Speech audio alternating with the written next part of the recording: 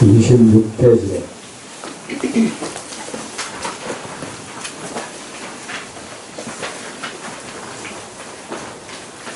위에서 셋째 줄 수고리여 찾았습니까? 네.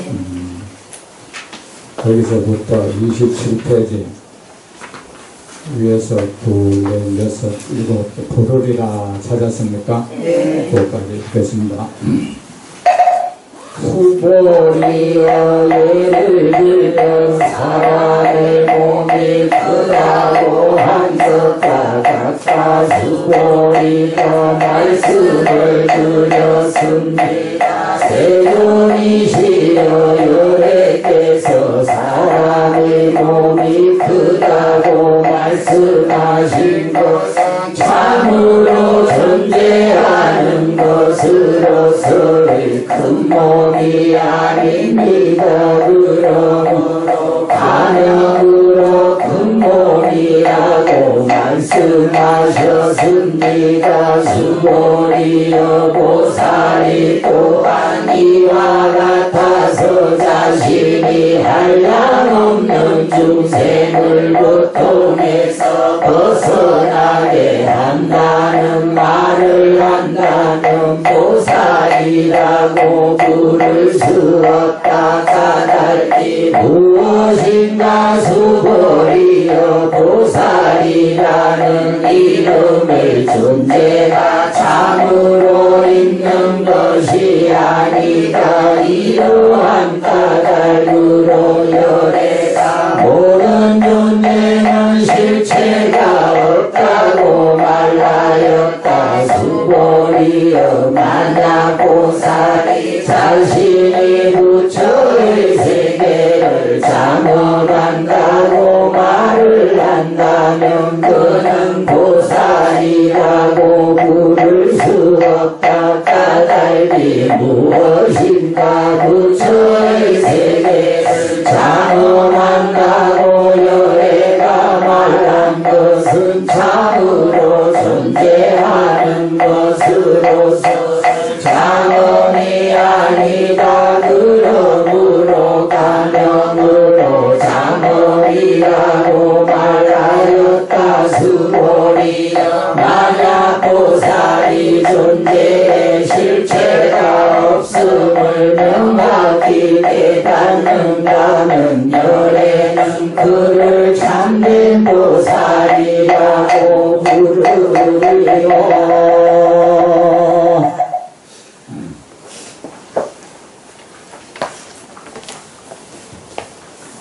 합장해 보세요.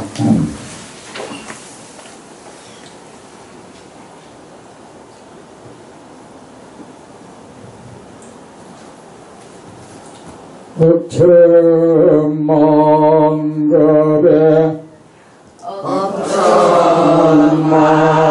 억천만급에 갈망하였던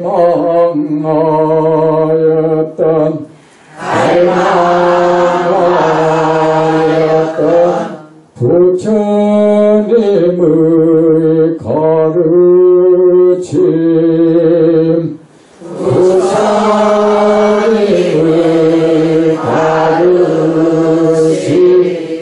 이제야 만나게 되었네. 이제야 만나게 되었네. 마음 다해 보고 듣고 지니어서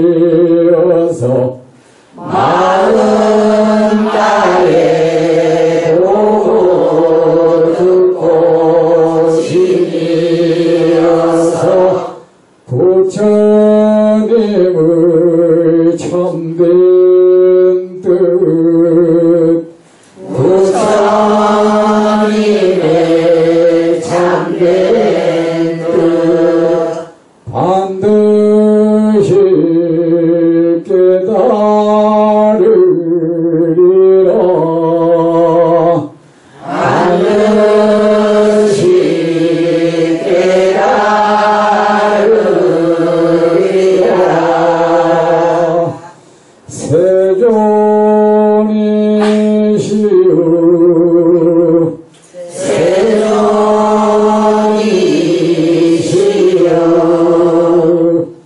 스승이시여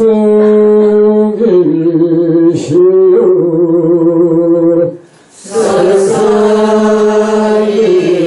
어버이시여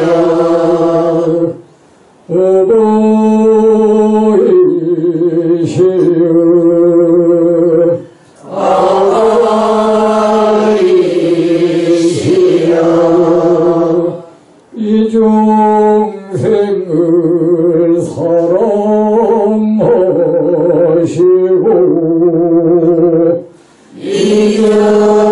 이중생을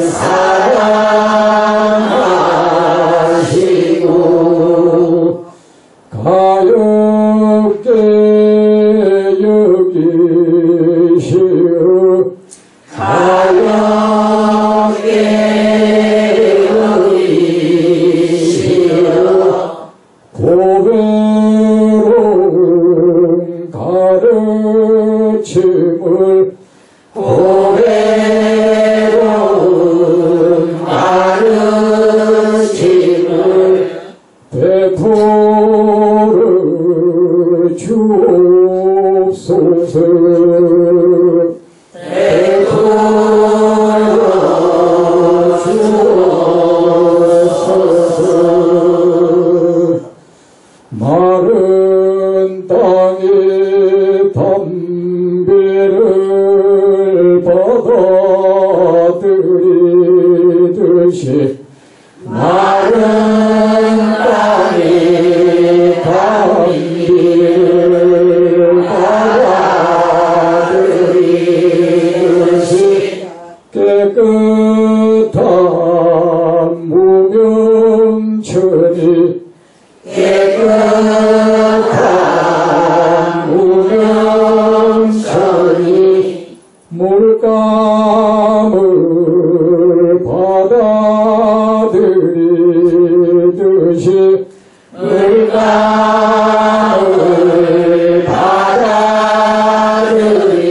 받아들이듯이 부처님의 거룩한 가르침 부처님의 거룩한 가르침을 그와 같이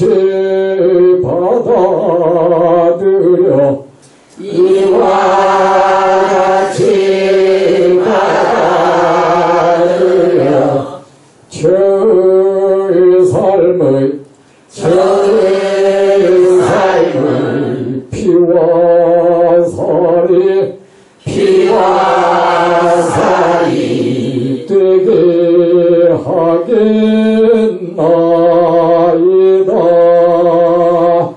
되게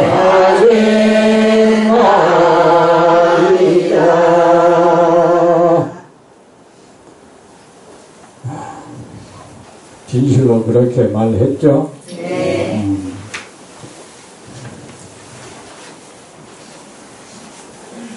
이제 여러분 보름 잘 되셨습니까? 네.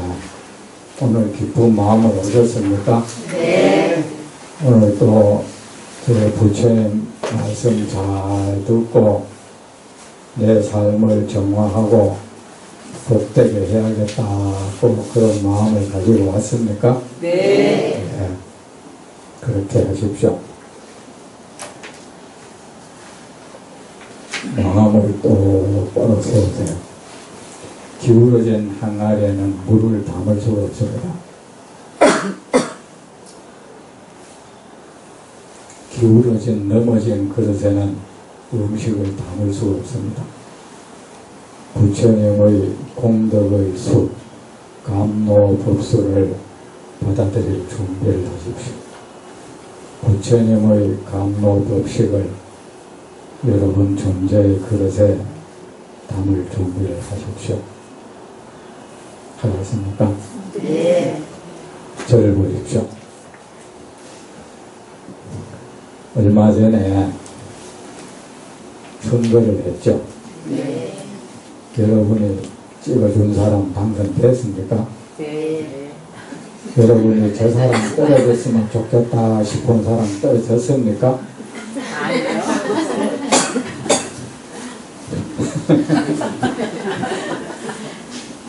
여러분, 타산지석이라는 말이 있죠. 그게 무슨 뜻입니까? 어떤 사람이 옥산에 올라갔습니다. 옥이 많이 있는 산, 옥산 있죠. 옥이 많은 산에 올라가서 옥을 한 덩어리 손에 쥐었습니다. 쥐고는 앉아가지고 저 건너편 다른 산은 그 돌산인데 그 돌산을 바라보았습니다. 옥을 손에 쥔 사람이 저 다른 산에 있는 그 돌을 바라볼 때 그 마음은 어떻겠습니까, 여러분? 여러분 같으면, 예? 만약에 어리석은 사람 같으면 그냥 저 돌을 하찮게 여길 것입니다. 그죠?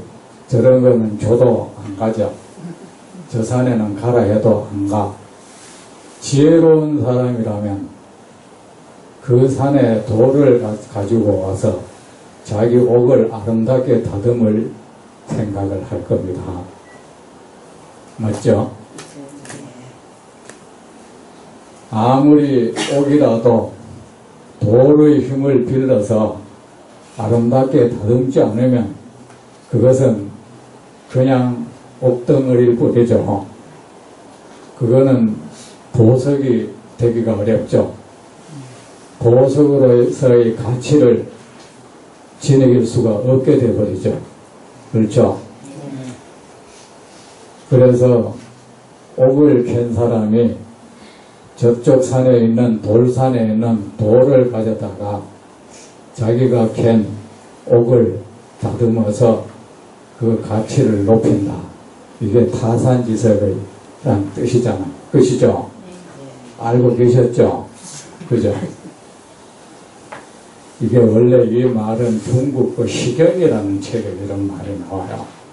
타산지석이라는 말이 나오는데, 여러분, 이 세상에는 나한테도 끊임없이 좋은 일, 나쁜 일이 일어나고 다른 사람한테도 끊임없이 좋은 일, 나쁜 일이 일어납니다. 그런데 이 세상에는 남의 일은 없다 이겁니다. 순전히 남의 일은 존재하지 않아요. 우리는 똑같은 하늘을 이고 살고 똑같은 땅에 발을 딛고 살고 똑같은 공기 마시고 살고 똑같은 물 먹고 살아요. 한 사람에게 붉은 장미는 만인에게 붉어요. 한 사람에게 약초가 되는 것은 만인에게 약초고 한 사람에게 독초는 만인에게 독초입니다. 왜? 우리는 같은 업을 지닌 사람끼리 이 같은 세계에서 살고 있거든. 한 사람에게 붉은 장미는 만인에게 붉어요. 그렇죠? 똑같은 태양에 비추는 그 볕을 쬐면서 우리는 살아요. 여러분, 한번 단순히 여러분이 선거를 이래 이 세상을 살아가면서 말입니다. 남에게서 어떤 좋은 일, 나쁜 일 일어날 때 우리는 내가 좋아하는 사람에게서 좋은 일이 일어나면 좋아할 것이고 축하하고 내가 미워하는 사람에게서 나쁜 일이 일어나면 그때도 나는 또 좋아할 것이고 내 좋아하는 사람에게서 나쁜 일이 일어나면 나는 마음 아파할 것, 가슴 아파할 것이고 내 미워하는 사람에게서 좋은 일이 일어나면 또 배가 아플 겁니다. 그런데 단순히 그렇게 그친다면 그 사람은 이 세상의 현상을 아무 가치 없게 흘려보내는 거예요. 보십시오. 이 선거를 앞두고 정치 얘기하는 건 아닙니다. 사람들, 제가 선현들하고 제가 얘기를 했어요. 나는 그래도 나는 저 5번에 여당이 질 거다. 가에 딴 선현들은 그래도 이긴대요. 두고 봐, 진다 하는 걸 봐. 근데 졌어. 이 보십시오. 여당이 왜 진지 아십니까? 사람을 우습게 봐서 유권자를. 우리가 무슨 모습을 보여도 어떤 사람을 그 장소에 후보로 내세우던 우리 찍어주던 사람은 그냥 찍어줄 거라는 이 막연한 믿음. 사람을 무지랭이로 보는 거 아닙니까? 그렇지 않습니까? 나를 지지해주는 그 사람들을 얕본 거야. 여러분, 세상을 살아가면서 자기 주위에서 자기 편이 돼주는 사람을 우리는 자꾸 우습게 보는 수가 있어요. 그 사람을 업신 여기고 하찮게 여기는 경우가 있어.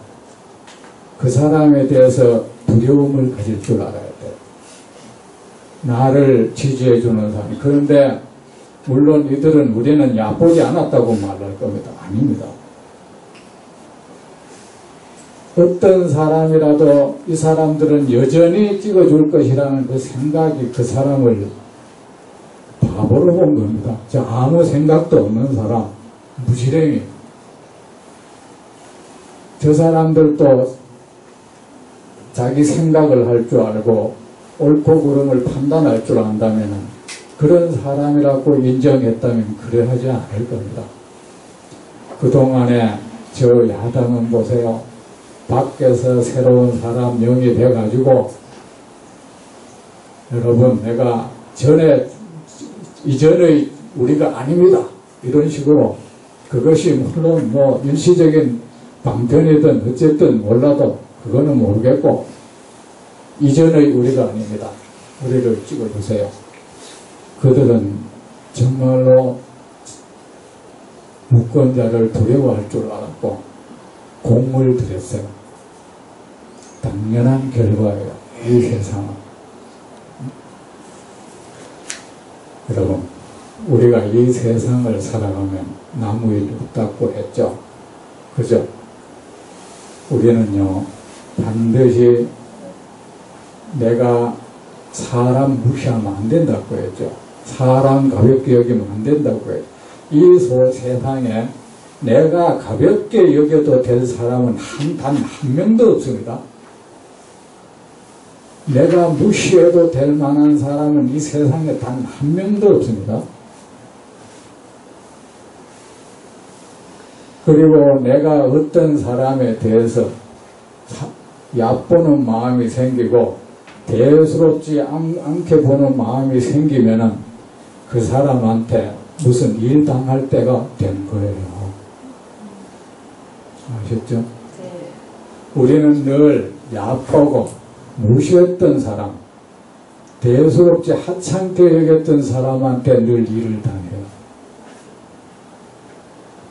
내가 평소에 두려움을 가지고 조심스럽게 대했던 사람한테 일당하는 예는 거의 없습니다.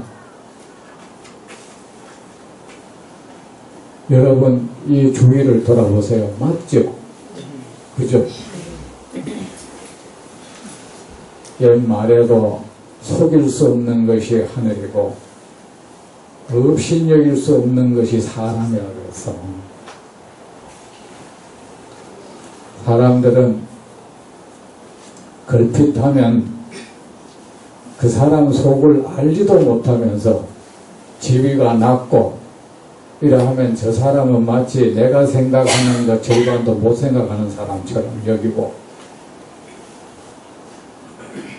뭔가 어리석게 여기고 그거 망할 징조입니다, 여러분. 아셨죠? 네. 그래 이번에 저는 이 결과를 보면서 제가 그렇게 예견했던 것도 유권자 우습게 보는구나 하는 걸 느꼈거든. 뭔데 그 사람이 나한테 큰 무슨 은혜 입은 것도 아닌데 뭔데 주야장창 나를 지지해 줄까봐. 안 그렇습니까? 뭔데 무슨 내 목숨 건져준 사람도 아니고 뭔데 뭐라도 그렇게 주야장창 자기 찍어줄까. 공부합시다. 오늘 타산짓을 말하겠다, 그죠? 그리고 우리 그게 비슷한 말 많이 쓰죠. 반면교사. 그죠? 우리 타산지석이라는 것은 다른 사람에게서 일어난 좋지 못한 일이든 것이 원래 뜻은 다른 산에 있는 돌을 갖다가 그 숫돌을 삼아서 내 옥을 가는 숫돌로 삼는다 이 뜻이에요. 그런데 우리 삶에 비추면은 다른 사람에게서 일어나는 좋은 일이든 나쁜 일이든 그것을 내 삶에 적용시켜서 유익하게 내 삶의 발전을 도모하는 것이 타산지석입니다. 어떤 사람이 돈을 많이 벌었다. 두 가지 중에 하나입니다. 그 사람이 돈 많이 번 것에 내가 혜택을 받을 사람들은 좋아할 것이고, 그렇지 않는 사람 배 아파할 겁니다. 그렇죠? 지혜로운 사람은 어떻습니까? 저 사람이 어떻게 해서 저런 큰 돈을 벌게 되었을까? 그 인연을 알려고 할 겁니다. 그 원인을 알아서 자기도 그렇게 되기 위한 노력을 할 겁니다. 또 어떤 사람이 망해버렸다. 그냥 고소해야 합니까? 내 미워하던 사람이 망해버렸다. 고소해야 하면 안 돼요. 고소해서 나한테 득되는 게 뭐였습니까? 그 속에서도 저 사람이 이렇게 해서 망했구나. 그래서 나에게 그런 일이 일어날 만한 요인이 있다면 제거를 하고 그런 요인을 만들지 않기 위한 노력을 해야 돼요. 우리는 막연히 누가 잘 되면 배하고 누가 잘 못되면 또 고소해야 이거는 정말로 딱한 사람이에요. 그 사람은 자기 인생을 이 주위에 일어나는 그 많은 그 일들을 자기 인생에 유익하게 쓸 줄 모르는 사람이에요. 수고리여 예를 들면 사람의 몸이 크다고 한 것과 같다. 수보리가 말씀을 드렸습니다. 세존이시여 여래께서 사람의 몸이 크다고 말씀하신 것은 참으로 존재하는 것으로서의 큰 몸이 아닙니다. 그러므로 큰 몸이라고 말씀하셨습니다.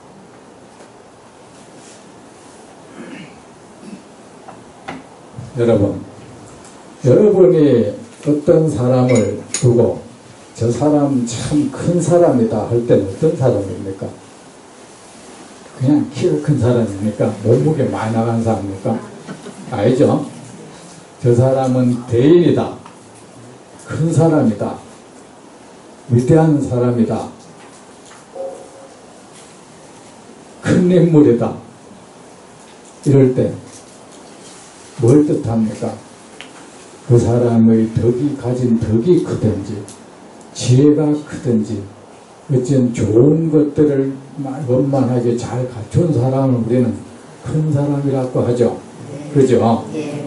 그런 사람을 우리는 그 사람 몸이 크다고 하는 겁니다.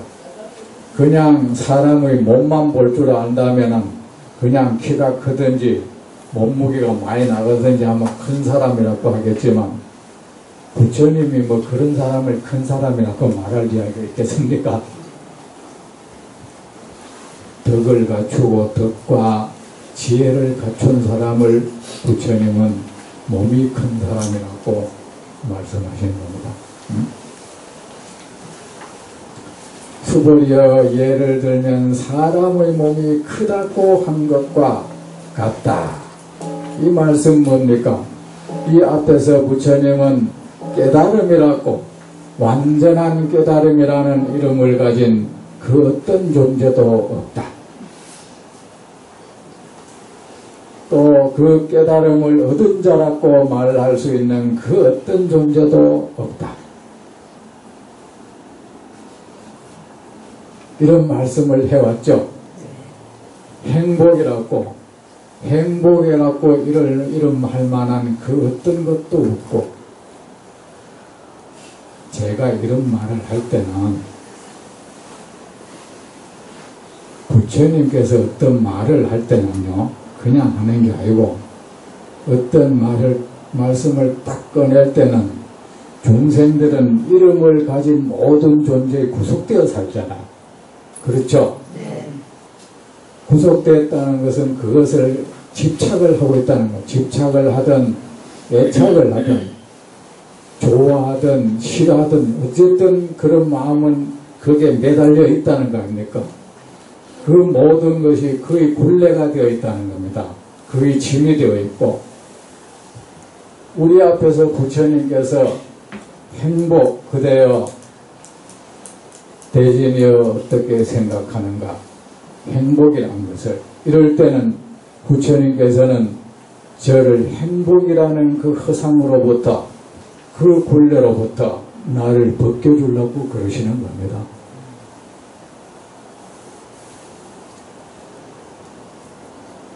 성공이라는 것을 입에 올렸을 때는 성공이라는 그 굴레에서부터 벗어나게 하시려고, 실패라는 이름을 입에 올릴 때는 실패라는 그 굴레에서 벗어나게 하려고, 거기에 대한 집착, 나쁜 사람을 입에 올렸을 때는 단순히 이 사람 나쁜 사람 증오하게 하려고 그런 게 아니고 나쁜 사람에게로부터 벗어나게 하려고.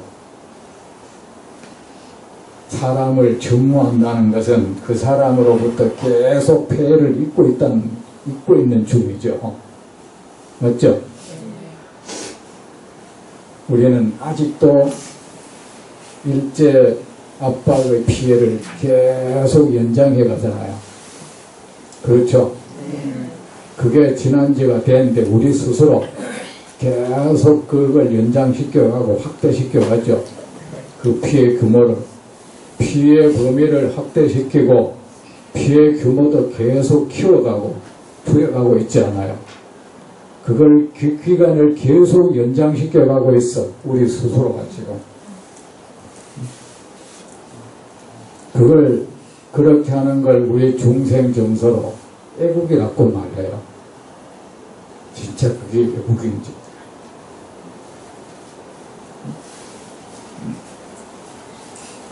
우리는 그 무엇인가에 우리는 어떤 것을 입에 올려버리면 벌써 그 입에 올린 그것에 의해서 내 가슴은 딱 지배당해버려. 맞죠? 그 사람을 내 가슴 속에 싹 들어앉혀. 그리고 그때부터 그 사람하고 뭐 실랑이가 벌어져요. 근데 부처님 그게 왜 그렇겠습니까?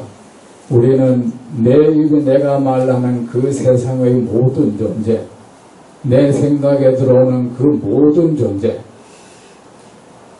그 무엇이 썩 떠오를 때 우리는 그 존재를 내 마음방에 딱 들여앉혀가 그것이 날 지배하도록 만들어버리죠. 마치 어리석은 군주가 나쁜 외국 그 세력을 끌어들이듯이 우리가 끊임없이 그렇게 합니다. 그것이 뭡니까? 바로 집착하고 애착하는 거예요.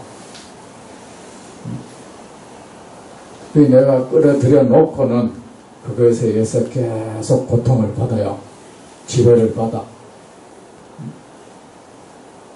왜 그렇겠습니까?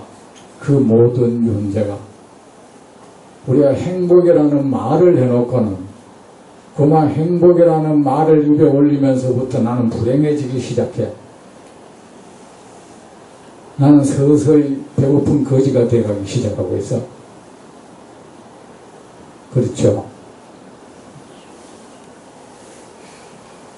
왜 그렇겠습니까? 우리 눈에 보이는 것, 내 생각에 들어오는 것, 그 모든 것이 허망한 것이라는 것,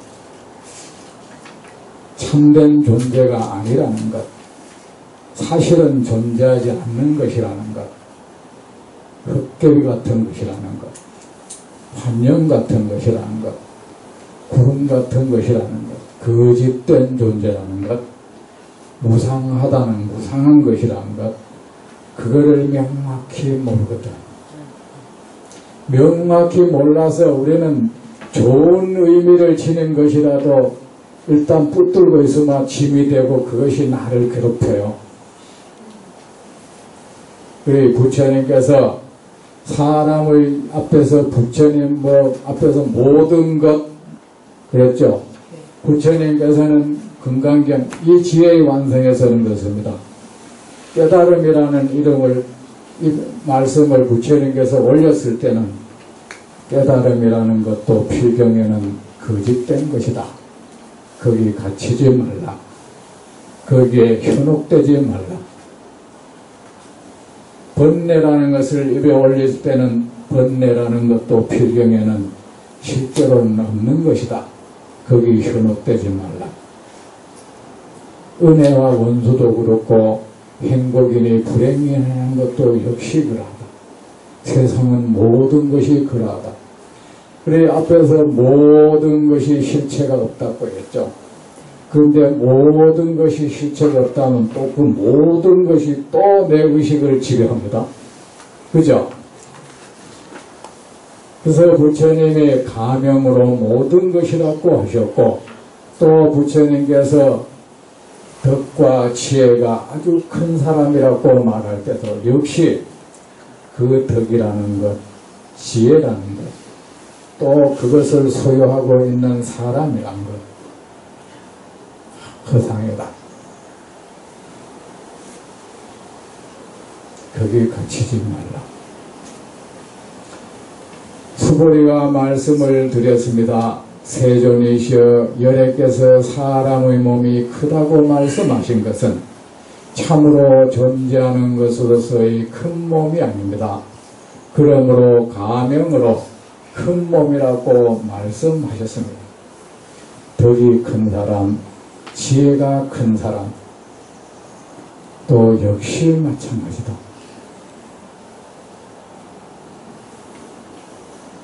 수보리여 그렇다면 여러분 이 좋은 것 아닙니까? 덕이니 지혜니 하는 것은 좋은 것이죠. 우리를 정말 우리에게 많은 이로움을 주는 사람, 부처님도 역시 몸이 큰 사람에 여기 속해요. 부처님의 덕이 크고 지혜가 크지 않습니까? 근데 이런 부처님, 이런 대인, 이런 것 지혜니 덕이니 이런 것조차도 필경에는 거짓된 것인데 그렇다면 그 반대되는 것, 나쁜 사람이 가지고 있는 잘못된 생각, 그 모든 것도 역시 그런 것입니다. 그러면은 여러분, 아이 그런 게 그렇게 놔두면 그게 날 해코지하고 고통을 주는데 어떻게?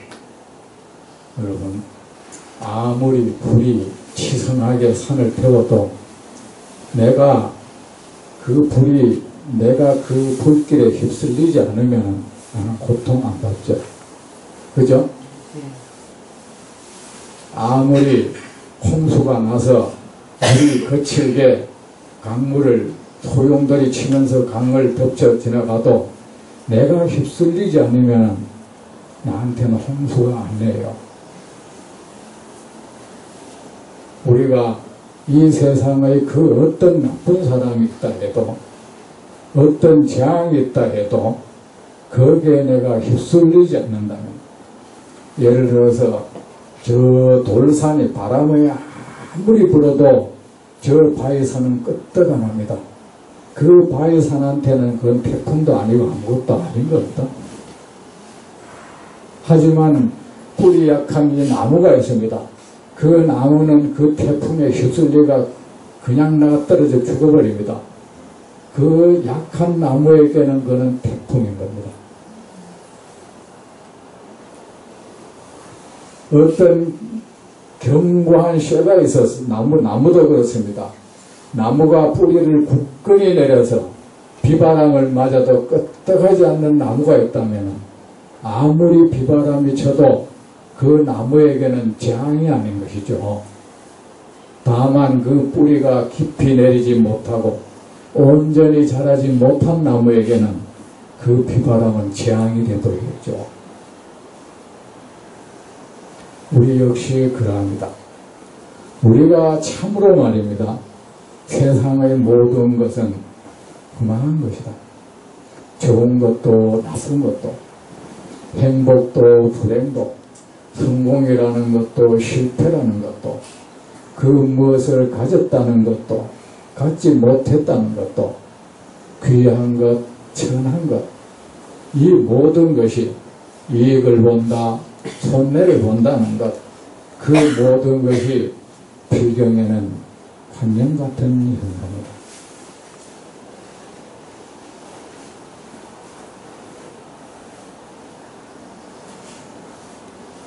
정말 그것이 말입니다. 정말 그렇게 명확히 바라보고 그렇게 분명히 그렇게 믿고 그렇게 받아들이는 사람에게는요, 어떤 이 세상에 재앙은 없어. 마치 어떤 비바람 거센 바람도 돌산을 무너뜨리지 못하듯이 그것이 나를 무너뜨릴 수가 없어.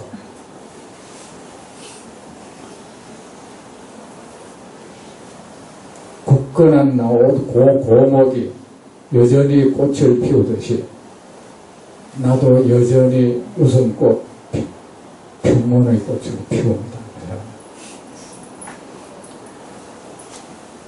거기에 휩쓸려 있는 사람이니까 재앙인 거예요. 그거는 재앙인 거예요. 여러분, 불교 믿는 영업을 많이 하죠. 여러분, 불교 믿으면 장사 잘 된다, 진급한다. 그거를 영업으로, 그런 걸 영업으로 삼으면 정말로 허망해져요. 그 모든 허망한 현상에 일희일비하지 않는 사람이 되어가는 것, 그것이 불교 믿는 공부하는 영업인 것입니다. 병이 아주 전염병에 돈다. 아무리 고약한 병이라도 그 병이 내게 왔다 해도 나에게 강력한 면역력이 있어가지고 그 병이 내 건강을 무너뜨리지 않는다면 그건 아무것도 아닌 거예요. 그렇지 않습니까? 오직 그 병이 재앙일 수 있는 것은 허약한 사람이죠. 면역력도 없는 사람. 그 사람은 어떻습니까? 그 병에 걸려가 죽기도 하겠죠. 끙끙 앓겠죠. 우리는 환영에 늘 휘말려가지고 그 환영이 일으키는 현상에 의해서 유동을 치고 삽니다. 수보리여 보살이 또한 이와 같아서 자신이 한량없는 중생을 고통에서 벗어나게 한다는 말을 한다면 그는 보살이라고 부를 수 없다. 만약에 어떤 사람이 나는 내가 모든 중생을 고통에서 벗어나게 한다면은 그 사람은 그 모든 중생은 그에게 이미 짐이 되어 있을 것이고 그는 모든 중생으로 인해서 늘 고통을 받을 겁니다. 늘 피로해야 할 겁니다. 필경에 그는 어떤 중생도 구하지 못한다.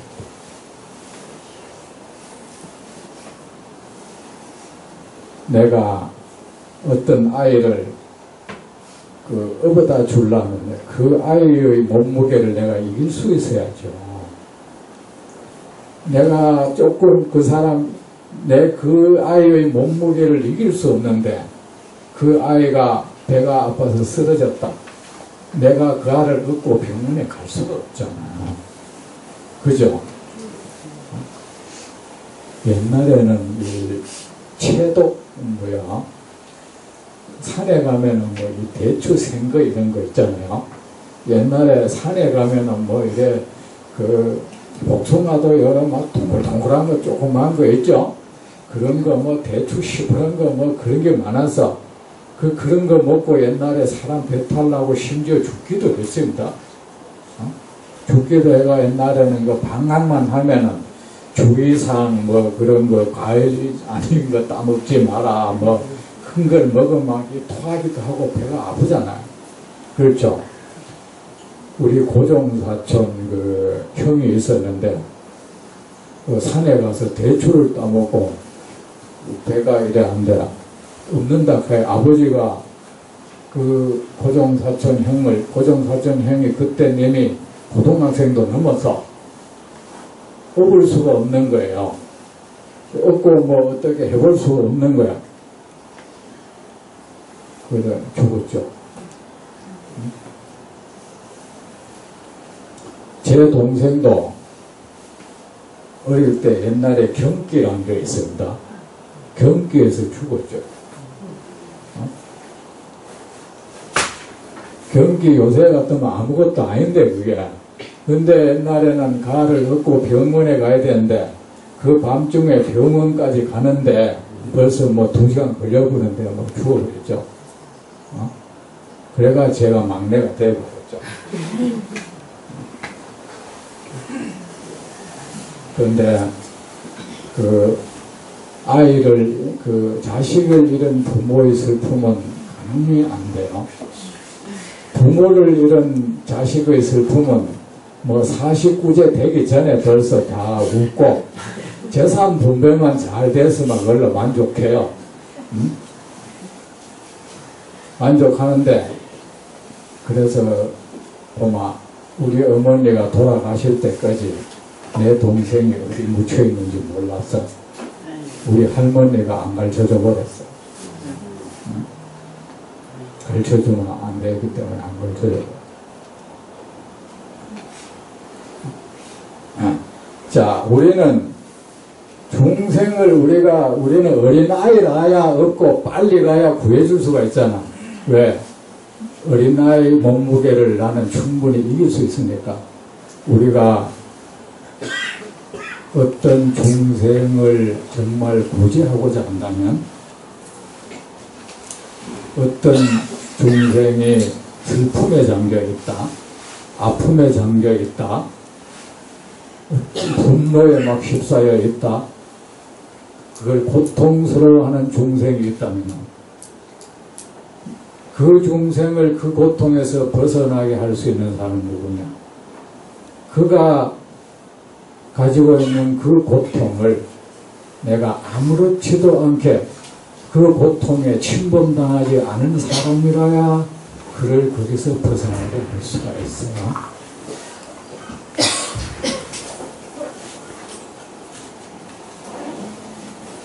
그 중생이 가지고 있는 그 고통의 무게를 거뜬하게 이겨낼 수 있는 사람이라야 내가 그 중생을 거기서 벗어나게 할 수가 있어. 어떤 사람이 물에 빠졌다. 어떤 사람이라야 그를 물에서 건져낼 수 있습니까?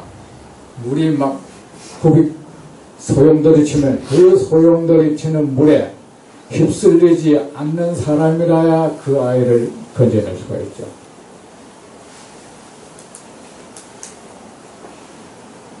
의사가 병을 고치는 것도 마찬가지입니다. 우리가 사람을 도와준다, 구제해준다는 것이 말로 그런데 사실은 어려워요. 그렇지 않으면 거기 구해줄 수는 없고 그냥 단순히 위로 정도밖에 해줄 게 없어. 맞죠?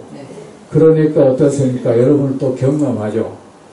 나중에 그가 겪는 고통이 나한테 오는 게 싫어지죠. 나중에는 무서워지죠. 그래 자꾸 나한테 처음에는 이제 내가 불자고 해야 된다 싶어가지고 얘기를 했다. 계속하면 짜증이 나죠. 자는 왜 나한테 맨날 저런 소리를 하노? 왜? 벌써 이 방음막을 치고 있는 거야. 그 사람이 안고 있는 고통 내 감당이 안 되는 거야. 서서히 짐이 되기 시작하는 거야, 이제. 왜? 그 사람이 안고 있는 그 고통이라는 것. 그 고통을 앓고 있는 그 중생이 아무런 실체가 없는 것이라는 것. 하나의 환영이 하나의 환영 속에 갇혀 있다는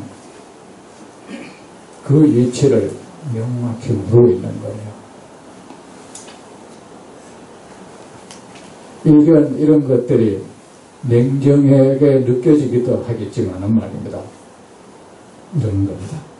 보살이 만중생을 고통에서 벗어나게 할 수 있는 것은 중생의 가지고 있는 그 고통의 무게에 짓눌리지 않을 수 있기 때문이에요. 그 고통의 그 불길에 휩싸이지 않을 수 있기 때문이에요.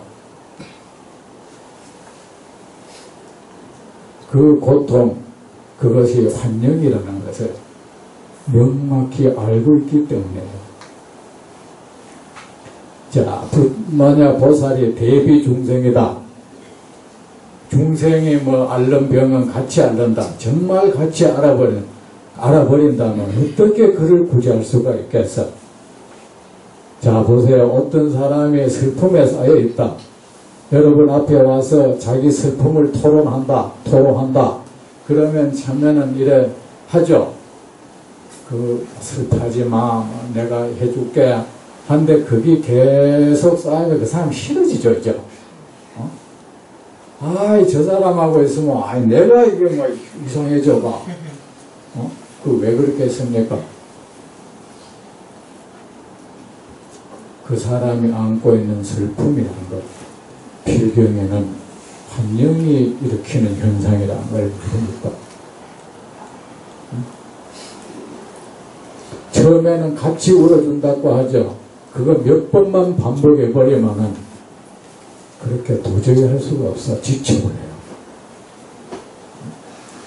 보살이 또한 이와 같아서 제가 이런 걸 경험을 했습니다. 저는 선방에 있다가 어느 신도님 가운데 누가 돌아가셨다 하면은 저는 목탁지고 그런 거 안 했습니다. 알았다 하고는 제가 부처님한테 일단 공양을 합니다. 내한테 있는 돈 가지고 부처님께 공양을 하고, 부처님 오늘부터 죽은 사람이 만약에 이제 갑돌이라면 오늘부터 49일 동안은 갑돌이가 부처님께 공양할 것입니다. 받아주십시오.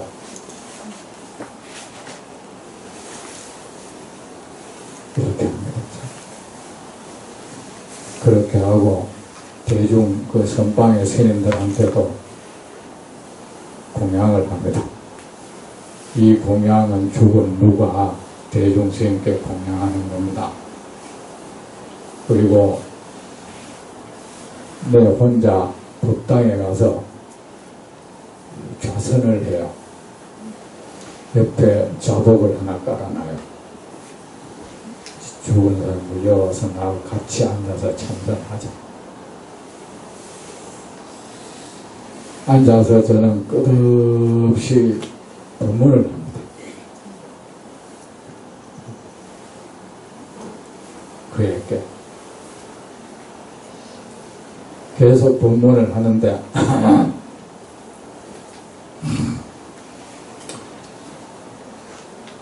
내 착각인지 몰라도 그래 효과가 있는 것 같아요.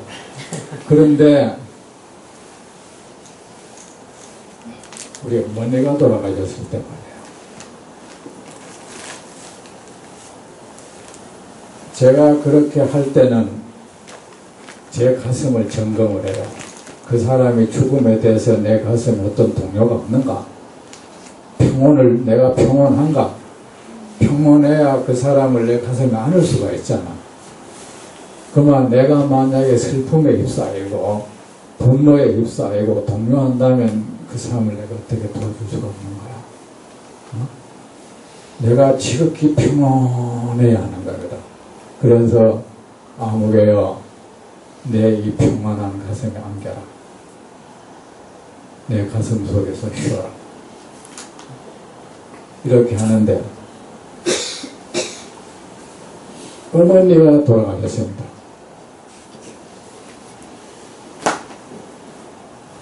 앉아서 이래 해보려고 하는데 이게 불가능해. 슬픔 때문에. 그래서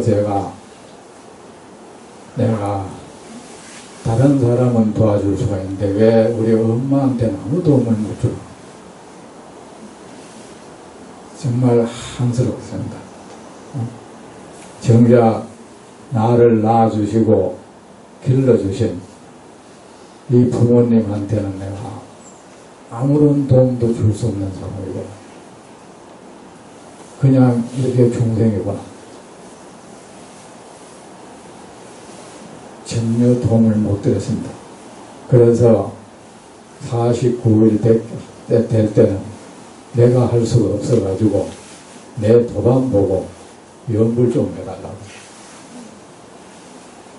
내가 할 수가 없으니까 그 연불 하는데 옆에 앉아있는데 뭐 눈물이 나서 부처님 우리 어머니 너무 고생했습니다. 아직도 남아있는 업이 있으면 저에게 주십시오. 제가 간다. 뭐 그 이상 할 수가 없어서. 여러분, 이 앞서도 얘기했지만 사람을 도울 수 있는 자는 어떤 사람의 고통받는 어떤 사람을 도울 수 있는 사람은 오직 고통받는 그 사람을 도울 때 그 마음이 아주 평온한 사람이라야 그를 고통에서 벗어나게 할 수가 있다. 그렇지 않으면 그냥 일시적으로 그의 기분을 어떻게 뭐 해줄 수 있는 것밖에 아무것도 없습니다.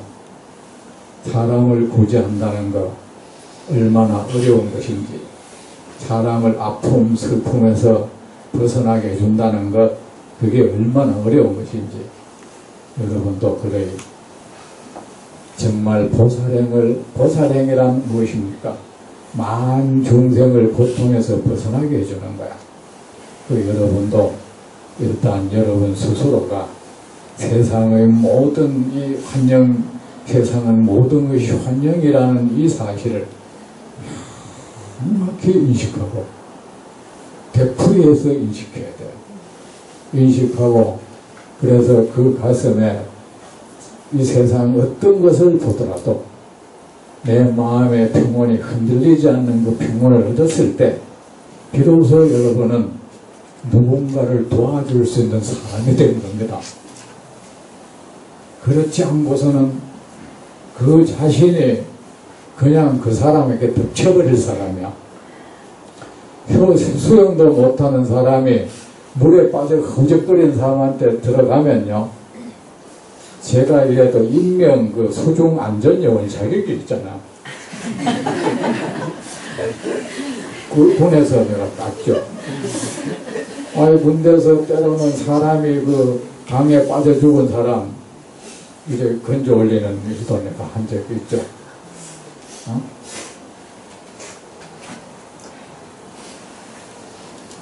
그런데 거기 빠져서 예를 들어서 허우적거리는 사람 누가 그를 건질 수 있습니까?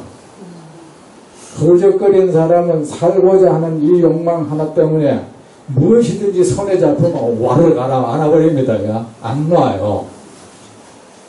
그러면 그 사람이 허우적거린 데서 내가 침착해서 그 사람에게 내가 휘감기지 않을 수가 있어야 그 사람을 건질 수가 있죠. 맞죠?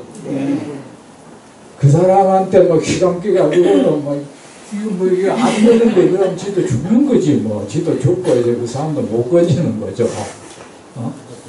그러니까 여러분, 사람을 도울 수 있는 사람은 내가 돕고자 하는 사람이 겪는 그 곤란에 내가 말려들지 않아야 돼. 그 소용돌이요. 그래야 그 사람을 건져낼 수가 있어요. 그러니까 일단 여러분이 그런 사람이 돼야 되잖아요. 그죠? 응? 자기도 뭐 피칼에 힘 하나도 없는 사람이 누굴 건진다는 거야. 자기 몸 하나도 뭐 지팡이 없으면 못 걷는 정도의 사람이 어떻게 누굴 어떻게 뭐 해본다는 거야. 위에 뭐 이 장작개비 하나 들어도 팍삭 일어서지도 못할 사람이, 그죠? 이 수미산을 짊어져도 끄떡하지 않을 사람이라야 중생을 건질 수가 있는 거죠. 그렇죠? 그러니까 여러분 스스로도, 여러분 그런 말을 하죠. 여러분 스스로도 어떤 현상에도 이 세상은 무상한 거예요. 왜 무상하냐? 거짓된 거니까. 거짓된 거니까 그것이 계속 거기에 어떤 변화를 일으키는 거예요. 그 무상한 이 현상에 흥망성쇠, 시비국직, 이해득실, 은혜원수 이런 데 대해서 여러분이 그 소용돌이에 그 급류에 휘말리지 않는 사람이 되기 위한 노력. 어떻게 하느냐? 늘 어찌만 간단합니다. 방법은 이 세상 모든 것은 환영이다.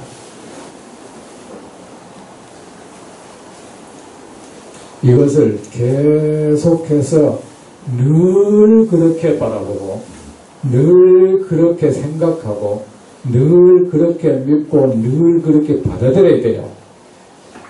자, 어떤 사람들은요, 이제 화가 났다. 어떤 스님들이 방법을 얘기합니다. 화를 내는 이것이 무엇인가 살펴라. 이 근원이 무엇인가 살펴라. 그런데 그렇게 하면 되는 줄 알았다. 근데 나중에 화가 이제 그래 놓고는 아무것도 안 해버려. 안 해놓고는 나중에 무슨 일이 터졌다. 그때 이제 해보겠다고 앉아가 이 화가 어디서 일어나지? 벌써 화를 휘말릴 뿐데 되나? 내가 없는데, 나는 없는데 되나? 그래 뭐랍니까? 그래 해도 안 된다 이게. 안 되게 됐죠.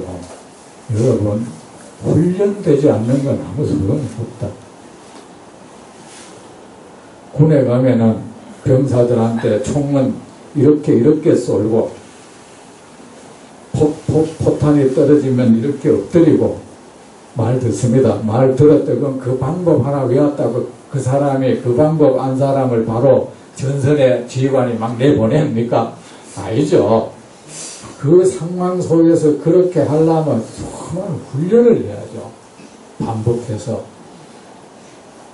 여러분, 포탄이 떨어지면 사람이 저절로 엎드릴 것 같습니까? 천만에 의사가 있어요. 훈련 안 돼 있으면. 그래서 학도병이 그래 많이 죽은 거야. 그냥 총만 쏘는 거 가지고 간 거야. 총 쏘고 수류탄 떨어지면 엎드려라. 그냥 그렇게 해라는 말만 듣고 간 거예요. 훈련을 얼마 받지도 못하고. 그래 가니까 막상 누구 하면 목이 떡떡 얼어가 가만히 있어 버려요. 포탄 떨어지면 그만 가만히 있어 버려. 그만 객관적으로 보면은 그 엎드리지 왜 저래 있노 그런다고. 훈련이 안 돼 있으면 그래요. 권투 선수도 끊임없이 상대 주먹을 피하는 훈련을 하잖아. 그 훈련이 안 돼 있으면 주먹 날아오는 거 보고 이렇게 가만히 있어요. 그래 맞아버려. 나중에 주먹 날아오는데 왜 내가 안 피했지 그래요. 훈련이 안 돼서. 어떤 훈련은 실제 어떤 상황에 대비한 거잖아요. 상황에 대비해서 그 상황에 닥치지 않았을 때 그 상황이 일어날 때를 대비해서 하는 게 훈련이죠. 그 상황이 오지 않았을 때 거기에 대비한 훈련을 한 사람이라 하야 그 병사가 전선에서 살아 돌아올 수가 있어. 적의 총탄이 안 죽고. 여러분도 우리도 마찬가지입니다. 그 법문을 들으면은 그냥 뭐 예를 들어서 어떤 사람이 뭐 이런 법문하면 여러분도 그럴 때 있다. 말을 뭐 들으니까 감동했다. 눈물 한번 찌글리면 뭐 끝이야. 그만 그 뒤로 뭐 훈련을 해야 될 거 아닙니까? 그러나 그때부터는 늘 부처님이 그랬잖아요. 이 세상은 그만한 것이다. 늘 이렇게 바라봐라 했잖아요. 그래서 늘 하라기 훈련하는 소리입니다. 너에게 지금은 너의 마음, 너를 갖다가 내 동생이 치는 그 경계가 오지 않았을 때 훈련을 해요. 이 훈련을 하지 않으면은 그대는 그 경계가 너를 그대로 내 동생이 쳐버릴 것이다. 넌 못 버텨낼 것이다. 그러나 끊임없이 세상의 모든 것은 허망하다. 환영이다. 좋은 것이든 나쁜 것이든 행복이라는 것도 불행이라는 것도 성공이라는 것도 실패라는 것도 이익이라는 것도 손해라는 것도 해코지를 당하는 것도 은혜를 입는다는 것도 뭘 잃는다는 것, 얻는다는 것, 이 모든 것이 필요하면은 거짓 현상이다.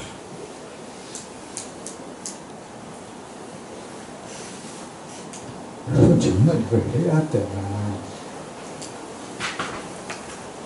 이거 안 하고 말입니다. 부처님한테 뭐 맨날 가서 부처님 우리 집에 아무 일 없도록 해주세요. 이거 아무 소용없다 이거. 뭐 우리 아들 뭐 어떻게 돈 벌게 이거 이 투자한 거 잘 되게 해줘요. 땅값 땅 소송 붙었는 거 이기도록 해주세요. 그 아무 소용 없어. 여러분 기분일 뿐이에요. 그렇게 해서 다 된다면은 얼마나 편리하겠습니까? 그러지 말고 여러분. 이 세상에는 그 자체가 나를 불행하게 하고 나를 행복하게 하는 거 없어요. 그 일을 만나는 내가 누구냐가 문제인 거예요.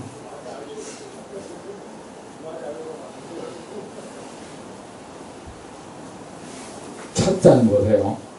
우리는 차를 마십니다. 이제 녹차 같은 거 말고 우리는 그 차를 먹으면서 음미합니다. 향기가 좋으니 맛이 좋으니 뭐 차가 잘 우려졌니 어쩌니 막 그것도 부족해서 옛 사람들이 이제 차에 대한 시도 읊조리면서 하는데 우리한테는 그냥 우리 기분 좋게 하는 음료수에 불과한 거야. 그런데 거기 개미가 모르고 그 토끼리가 뻗다. 개미한테는 그거 큰일 나는 세상이야. 죽는 거야. 맞죠? 네. 세상에 모두가 이래요.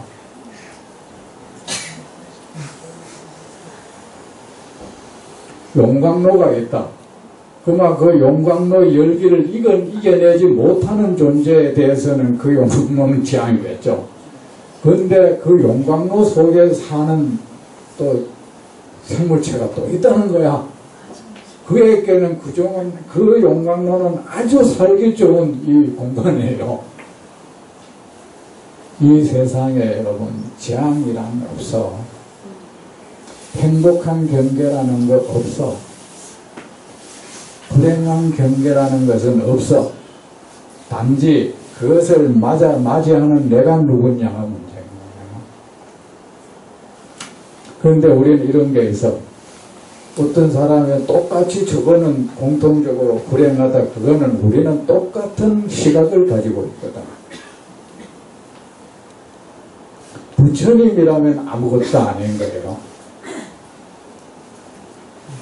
우리는 똑같은 행복, 불행에 대한 똑같은 시각을 가지고 있으니까 똑같은 해석을 할 뿐인 거예요. 우리가 똑같이 개미라서 그 차자는 우리에게는 모두 똑같은 그 재앙, 못인 거예요. 익사할 수 있는 못인 거예요. 그 이상 아무것도 아니다. 이거를 여러분, 사람은 이 주위에는요, 여러분 그 정치가 뭐 부적하고 백일기도 붙인다고 해결되지 않아. 내 이 주위에는 끝없이 어떤 일이 내 주위를 서선 거야. 그건 귀신도 몰라. 이게 뭐가 나한테 올지. 이 주위에는 온갖 생명체가 나를 감싸고 있어요.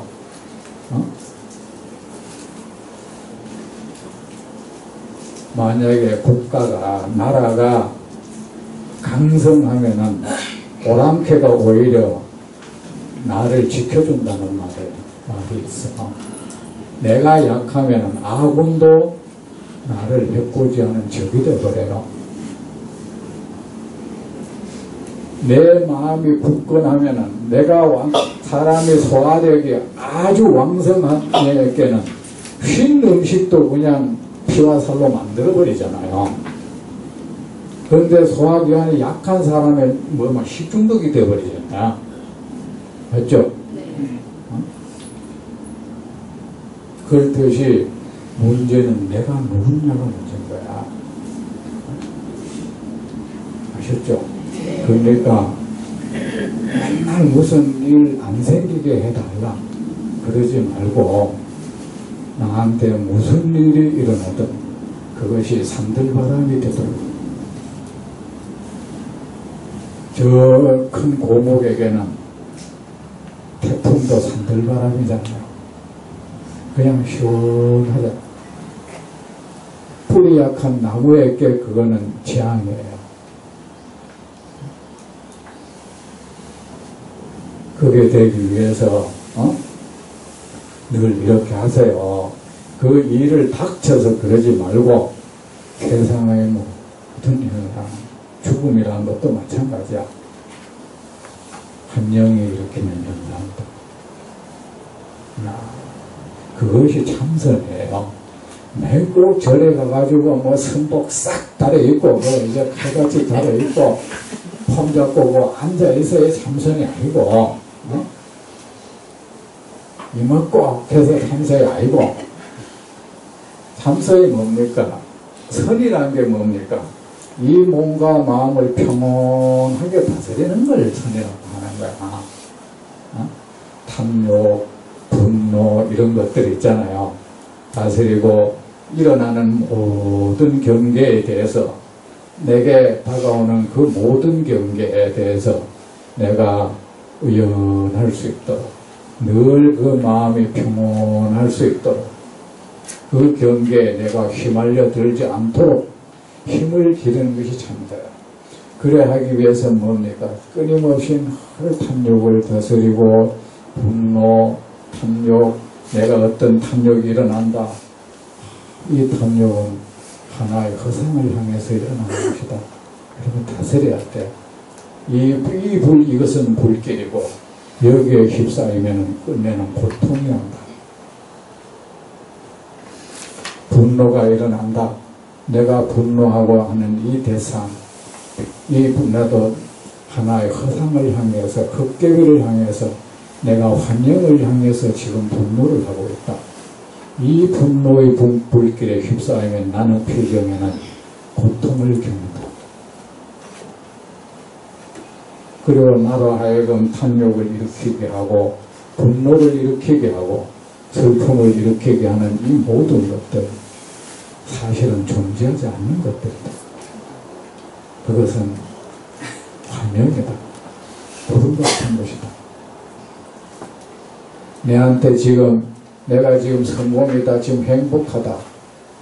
내게 지금 내가 산이라면은 오색 구름이 지금 내 어깨 위에 올려져 있는 것이다. 이거 이상 아무것도 아닌 것이다. 이것도 흠한 거다. 그럼 거기 도취되지 않을 거 아닙니까?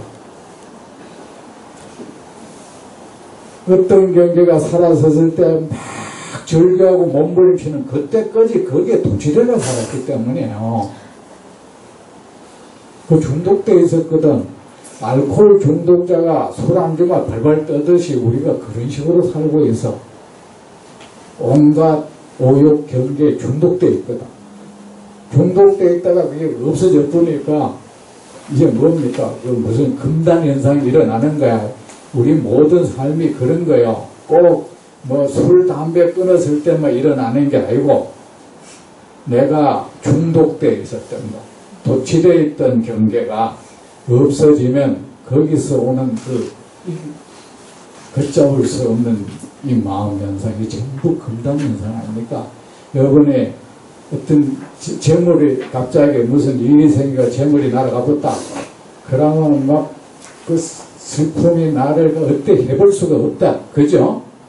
사람들한테 뭐 연락도 전화도 하기 싫고 그것도 금단 현상이에요. 그러면 뭡니까? 내가 무슨 일이 돈을 많이 벌었다. 어떤 명예를 얻었다. 뭐 사회적인 지위를 얻었다. 이것이 지금 나를 기쁘게 한다. 그렇죠? 다른 사람들은 나를 보고 부러워한다. 이거는 내 어깨에 지금 잠시 머물러 있는 오색 구름에 불과하다. 보기 좋은 구름이다. 그것뿐. 저 사람들은 이것이 구름인 줄 모르고 나를 부러워하고 때로는 희생하고 있다. 여기에 내지 도취되면 안 된다. 또 나한테 어떤 불행의 경계가 왔다. 지금 내 어깨에 검은 물구름이 나를 감싸고 있다. 그뿐이다. 사람들은 나를 보고 참 저 사람 안 됐다 하지만 그들은 이 먹구름 보고 저가는 거다. 이 구름도 역시 사라져갈 것이다. 그럼 거기에 또 도취되지 않을 거 아닙니까? 응? 늘 그렇게 하세요. 늘 그래 해야 운동도 늘 해야 근육이 생길 거 아닙니까? 여러분 마음에 근육이 생겨야 돼. 삶의 근육이 근육이 됐을 때 비로소 우리가 부처님 믿는 영롱을 맛보는 제 말씀, 제 말 정말로 믿죠? 네. 정말 그렇게 하세요. 다음 볼 때 뵙겠습니다.